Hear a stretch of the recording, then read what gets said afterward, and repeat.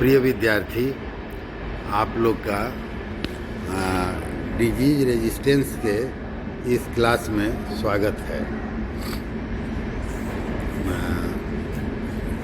आज हम लोग डिजीज रेजिस्टेंस टॉपिक पे विचार किया जाएगा। तो सबसे पहले हमें ये जानने की ज़रूरत है कि डिजीज रेजिस्टेंस है क्या।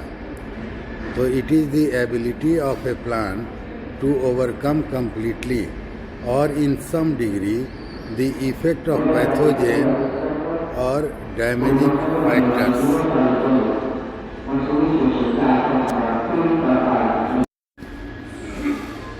तो ठीक है, इसका मतलब कि या तो प्लांट की यह क्षमता हो कि वह कम्प्लीटली डिजीज से होने वाले डिस्टर्बेंसेज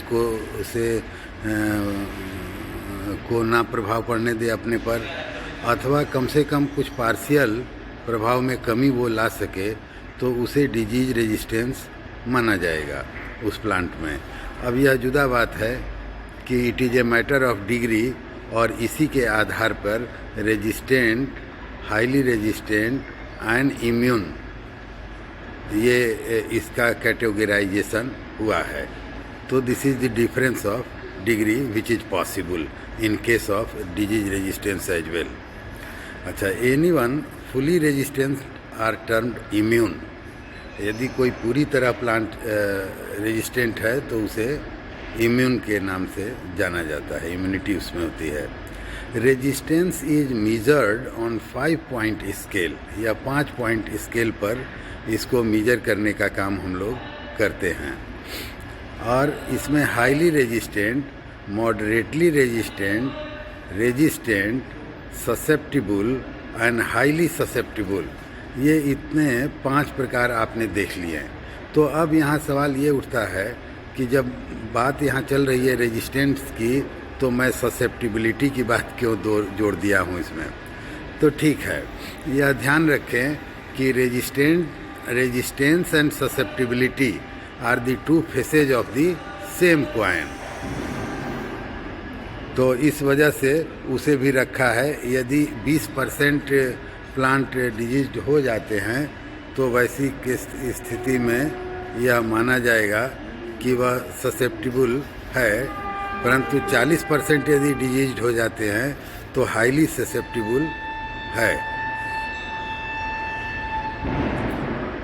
तो कहने का तात्पर्य यह है कि 100% में 20 से 100 तक आप चले जाइए, और कितने प्लांट पर डिजीज नहीं होता है।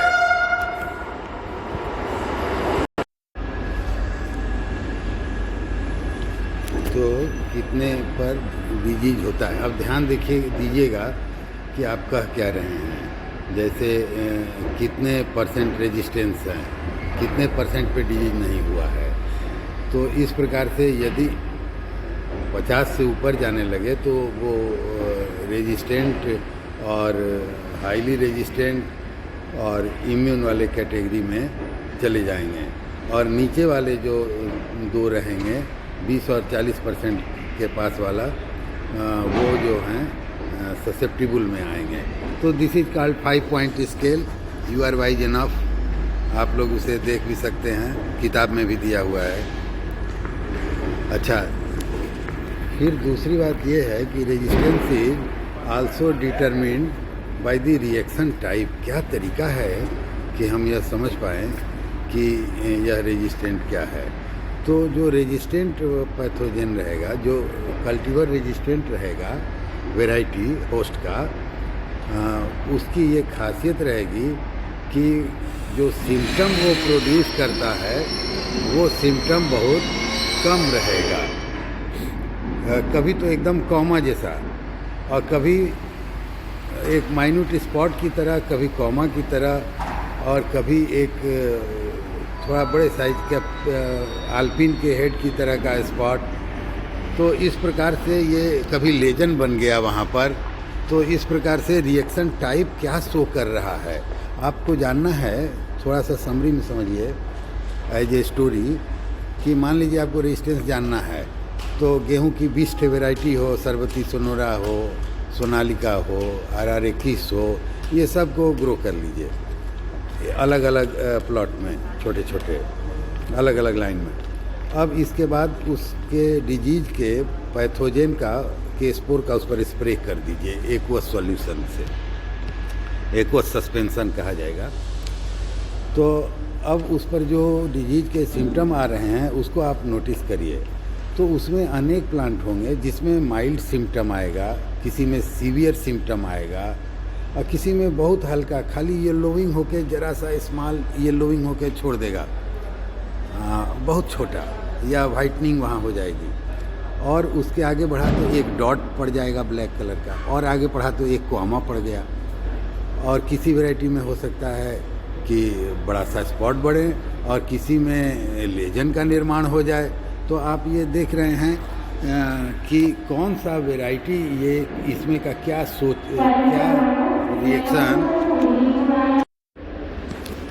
क्या रिएक्शन वो शो कर रहा है। तो ये इसके आधार पे अब रेजिस्टेंट, मॉडरेटली रेजिस्टेंट या हाईली रेजिस्टेंट या इम्यून, ये सब, और ससेप्टिबल, हाईली ससेप्टिबल इत्यादि आप कर सकते हैं। तो यह पहली बार रस्ट के केस में नोटिस किया गया था और वहीं से रिएक्शन टाइप के द्वारा यह बात बताने की प्रक्रिया चल पड़ी थी। अच्छा, disease resistance is regulated by morphological, physiological and biochemical features of the host. अब ये जो डिजीज रेजिस्टेंस है इसका मैनिफेस्टेशन किस स्तर पे है, किस स्तर पे कौन सी ऐसी विशिष्टता किसी वैरायटी में होगी जो अन्य वैरायटियों से उसे अलग कर रहा है और उसे रेजिस्टेंट बना रहा है। तो जो कोई रेजिस्टेंट वैरायटी प्राप्त हो जाए, जैसे वीट का मैं बोला रहा, रेकई, सरबती, सोनोरा, सोनालिका, तमाम वैरायटी हैं।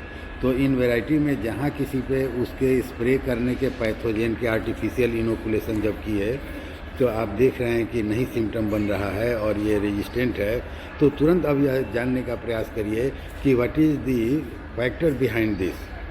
तो इसके पीछे ये हो सकता है कि उसके अंदर कोई मार्फोलॉजिकल चेंजेज हो, ठीक है।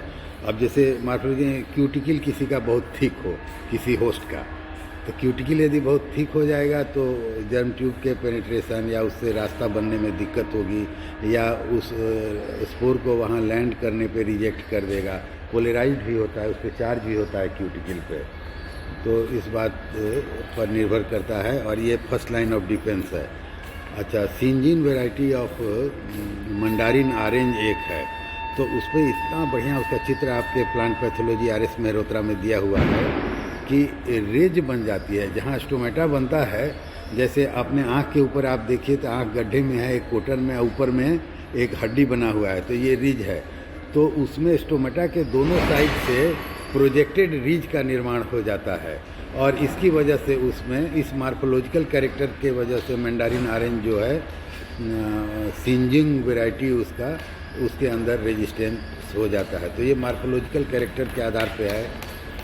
पर आपको यह भी जानना रहेगा, कई जगह उसका कारण मार्फोलॉजिकल के बजाय फिजियोलॉजिकल हो जाएगा और कुछ जगह बायोकेमिकल रहेगा। बायोकेमिकल में क्या केमिकल्स इन्वॉल्व हैं रेजिस्टेंस का, या होस्ट के अंदर यह सब विशिष्टता आती है तब वह रेजिस्टेंट बनता है। अथवा दूसरे शब्दों में, जब कोई कल्टीवर किसी कोई वैरायटी किसी क्रॉप का यदि रेजिस्टेंट है तो आप सुनिश्चित जान लीजिए कि यह किस आधार पे है।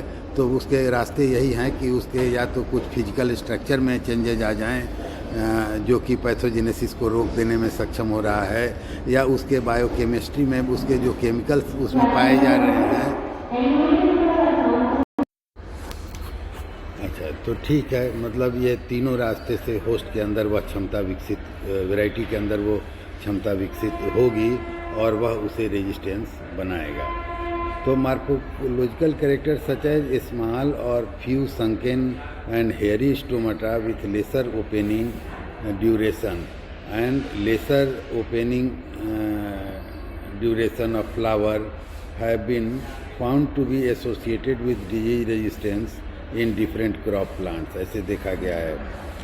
कि किसी के स्टोमेटा कम देर तक ओपन होता हो या किसी में इन्वर्टेड ओपनिंग ऑफ स्टोमेटा होता हो, तो ऐसी स्थितियों में ये physiological changes will confer the CONFER, confer the resistance in the host.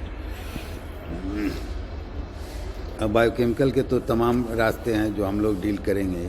अच्छा, ये जो मार्फोलॉजिकल कैरेक्टर है, तो एक और बड़ी मज़ेदार इसकी स्टोरी है। आप डिफेंस मैकेनिज्म में प्लांट के पढ़ते होंगे कि formation of tylosis, parenchymatous outgrowth developed inside the xylem lumen is called tylosis.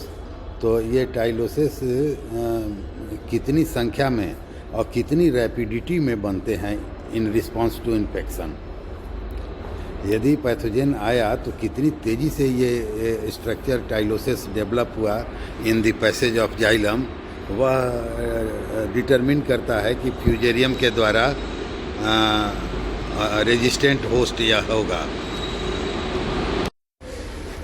तो इस प्रकार से कुछ और भी हम लोग देखा जाए तो physiological characters like high osmotic pressure and acidity of cell sap and high crude fibre content reported to confer disease resistance. जब बायोकेमिकल ट्रेट्स की बात करेंगे तो high content of tannin, protocatechuic acid and catechol, phenol, alkaloids, silica and riboflavin were associated with disease resistance in different crop plants. Most of these chemical compounds are toxic to pathogen. तो इस प्रकार से ये जो chemicals हैं इनके द्वारा resistance confer किया जाता है होस्ट में।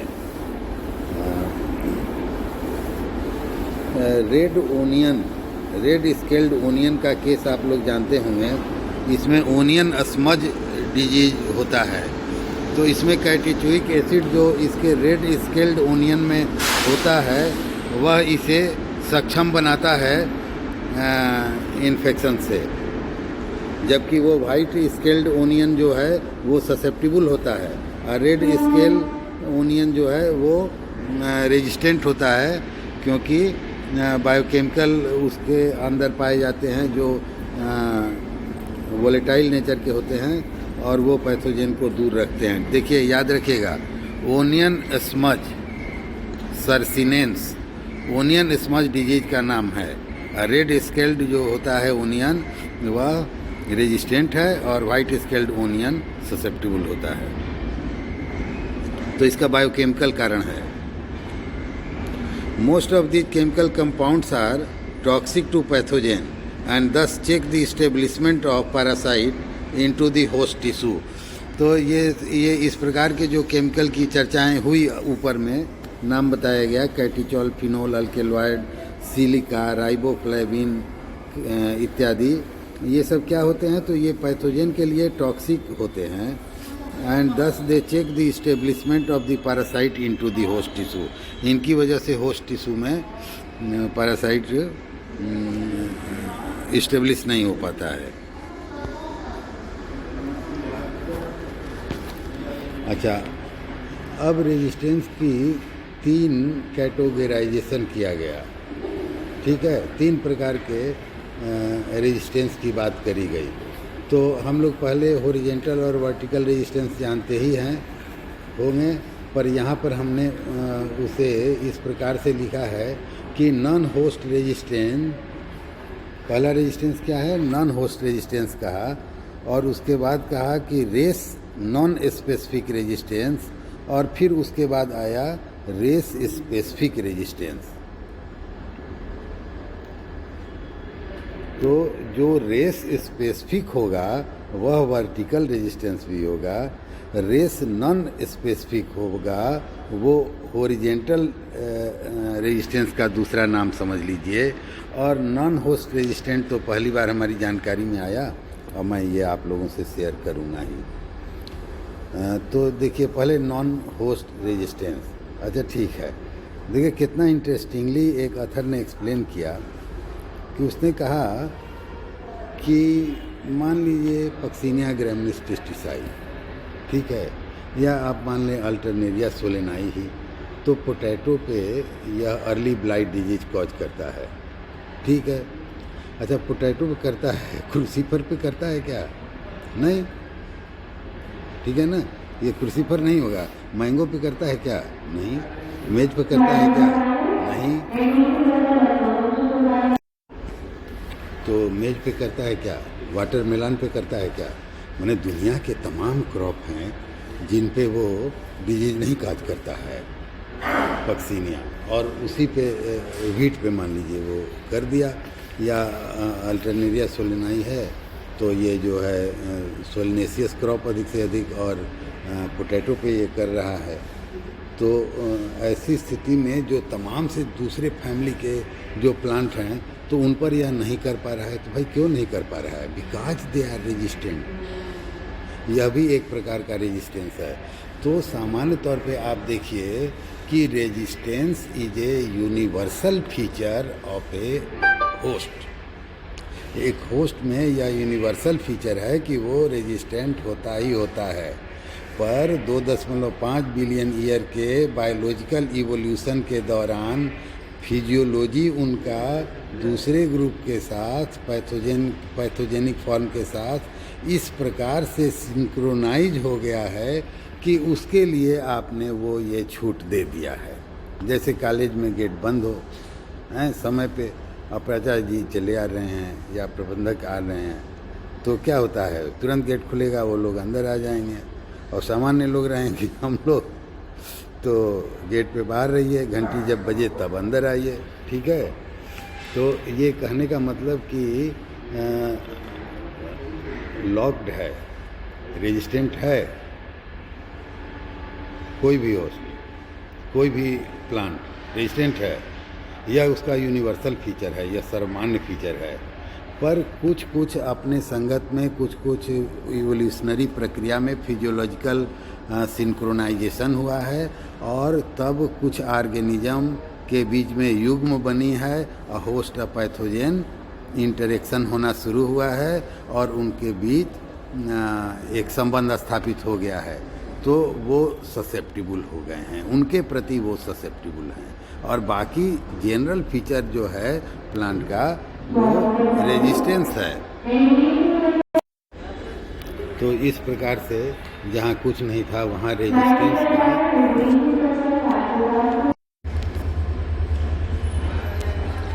तो इस प्रकार से नॉन होस्ट रेजिस्टेंट हुआ। अब देखिए एक केस है जिसमें कि एक केस वो है, तो ठीक है। अब बात आई दूसरे टाइप पे आते हैं, race non specific resistant.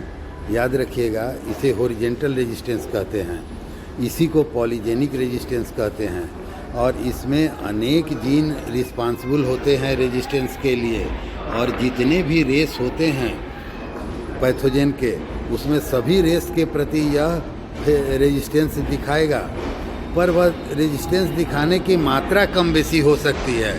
This is a matter of degree, कि किसी खास रेस के अगेंस्ट वो ज़्यादा रेजिस्टेंस शो कर रहा है, किसी खास के अगेंस्ट कम रेजिस्टेंस शो कर रहा है, पर सभी रेसों के अगेंस्ट वो रेजिस्टेंस शो कर रहा हो तो इसे हॉरिजेंटल रेजिस्टेंस कहेंगे।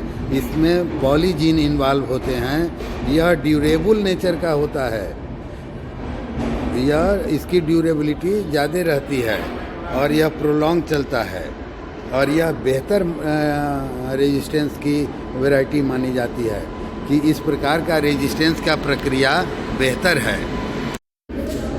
इसमें रेजिस्टेंस क्यों बेहतर है? क्योंकि पैथोजेन का जो भी रेस आ जाए, सबके साथ कुछ सबके अगेंस्ट कुछ न कुछ ये अपना रेजिस्टेंस शो कर रहा है, तो उतना भर क्रॉप या बचा ले जाने में सक्षम होता है, no matter which race of the pathogen is coming to cause disease. तो ये हॉरिजेंटल रेजिस्टेंस हुआ। For present purpose the most useful refers to the lack of specificity between race and cultivars. Race non-specific, which usually depends on more than one gene, usually many, and undetermined. अच्छा, अब तीसरा प्रकार है कि race specific resistant. इसका मतलब कि यह वर्टिकल रेजिस्टेंस का केस है, और इसमें मान लीजिए पक्सिनिया के 5 ठे रेस हैं, तो उसमें किसी एक रेस के अगेंस्ट, रेस समझ लीजिएगा, यह जेनेरा नहीं है, यह स्पीसीज नहीं है, यह स्पीसीज के भी सब लेवल पे, इंफ्रा लेवल पर यह वेरिएशन है कि रेस है, तो बायोलॉजिकल फॉर्म है। तो यह जो रेस है एक खास रेस के अगेंस्ट तो यह काम करता है। कौन? Vertical resistance. तो यह रेस स्पेसिफिक रेजिस्टेंस कहा जाता है, और यह सिंगल जीन के द्वारा डिटरमिन्ड होता है। और दूसरी बड़ी बात क्या है कि यह ऑल और नन इफेक्ट कॉज करता है, या तो पूरे डिजीज होगी या उसका वो जीन उपलब्ध है होस्ट के अंदर, तो उस रेस के अगेंस्ट जीरो, उसको जरा भी इंटर नहीं करने देगा। ठीक है, तो यह रेस स्पेसिफिक रेजिस्टेंस है। पर इसकी एक जो है दुर्बलता भी है, और दुर्बलता ये है कि चूँकि यह ऑल और नन इफेक्ट शो करता है, तो पैथोजेन के रेस का होगा क्या यदि उसे जीवित रहना है तो, क्योंकि यदि यही वैरायटी आप मोनोकल्चर में लगा दें तो पैथोजेन पे प्रेशर बहुत, सिलेक्शन प्रेशर बहुत हाई होता है, and it will eliminated, the race will be eliminated from the universe. तो इसलिए वो न्यू रेस विकसित कर लेगा, और तब वो रेजिस्टेंस ब्रेक कर जाएगा। तो इसलिए वर्टिकल रेजिस्टेंस को उतना फ़ायदा तो ज़बरदस्त है, 100% है, पर यह बहुत ड्यूरेबल नहीं होता है। इस वजह से इसको उतना प्रीफर नहीं किया जाता है, पर है तो इट्स ओके। फ़ायदा तो बहुत तेज़ है इसका, पर यह ब्रेक हो जाता है। 10 साल में मेहनत लगा के बनाएंगे, अगले 5 साल में या ग्रो 5-7 साल में यह ब्रेक हो जाएगा रेजिस्टेंस, तब फिर समस्या हो जाएगी। अच्छा, अब ये रेजिस्टेंस क्यों रेजिस्टेंस इसलिए कि एक बार रेजिस्टेंट वैरायटी लगा दिए तो न छिड़काव का पैसा, न केमिकल का पैसा, ये सब कुछ आपको लगाना नहीं पड़ेगा। रिसर्च एंड डेवलपमेंट में जब आपने यह विकसित कर लिया, तो इस रेजिस्टेंट स्पीसीज को जब किसान लगाएंगे तो कॉस्ट हर साइड से बचेगा। न उन्हें स्प्रेयर की ज़रूरत है, न स्प्रे करने की ज़रूरत है केमिकल। और केमिकल जब स्प्रे करते हैं तो बार बार करना पड़ता है, हर 7 रोज़ 5 रोज़ के अंतराल पे या 3 रोज़ के अंतराल पे, और सारे हेल्दी प्लांट पर स्प्रे करना पड़ता है। तो इसलिए रेजिस्टेंस का बड़ा ज़बरदस्त फ़ायदा है। रेजिस्टेंट वैरायटी मिल जाए तो वाह वाह हो जाता है। Resistant variety is simple, practical, effective and economic method of plant disease management. याद रखिएगा, प्लांट डिजीज मैनेजमेंट का इकोनॉमिक मेथड है। They not only ensure protection against plant diseases but also save the time, energy and money spent on the control. Resistant variety if evolve can only method of control of disease such as wilt, rust. इन लोगों में सिर्फ इसी variety से तो हम लोग ये बात कर रहे थे कि अनेक डिजीज विल्ट और रस्ट जैसे डिजीज हैं जो कि रेजिस्टेंस के द्वारा ही, रेजिस्टेंट वैरायटी जब विकसित हो पाई, खोजी जा सकी, तभी जो है इन पर कंट्रोल कायदे से संभव हो सका। और रस्ट रेजिस्टेंट नोरिन जीन की कहानी आप लोग जानते ही होंगे। All dwarf variety, high yielding और resistant to all the 3 types of the rust है आपकी जानकारी में। तो इस प्रकार से कुछ जगहों पर रेजिस्टेंट वैरायटी के द्वारा ही डिजीज को कंट्रोल करने में सक्षम हुआ जा सका है। अच्छा, they are non toxic to human beings, animals and wild life and do not pollute the environment. अब वो भी एक प्लांट ही है, तो उसे आप ग्रो कर रहे हैं रेजिस्टेंट वैरायटी, तो इतने प्रकार के पॉल्यूशन और ह्यूमन हेल्थ हैजार्ड और आपके एनिमल के लिए हैजार्डस कंडीशन नहीं हो पाता है। तो ये भी विशेषताएं हैं रेजिस्टेंट वैरायटी की। They are effective only against target organism. अच्छा, जब केमिकल छिड़केगा तो नॉन टारगेट ऑर्गेनिज्म को भी वह नष्ट कर देगा, जिससे इकोलॉजी का जो है बैलेंस, फूड चेन वो डिस्टर्ब हो जाता है, उससे बड़ी नुकसान होता है। तो इसके केस में वैसा कुछ नहीं है। यह सिर्फ टारगेट ऑर्गेनिज्म को ही पे ही यह प्रभावी होता है। The resistance gene once introduced is inherited and therefore permanent and at no extra cost।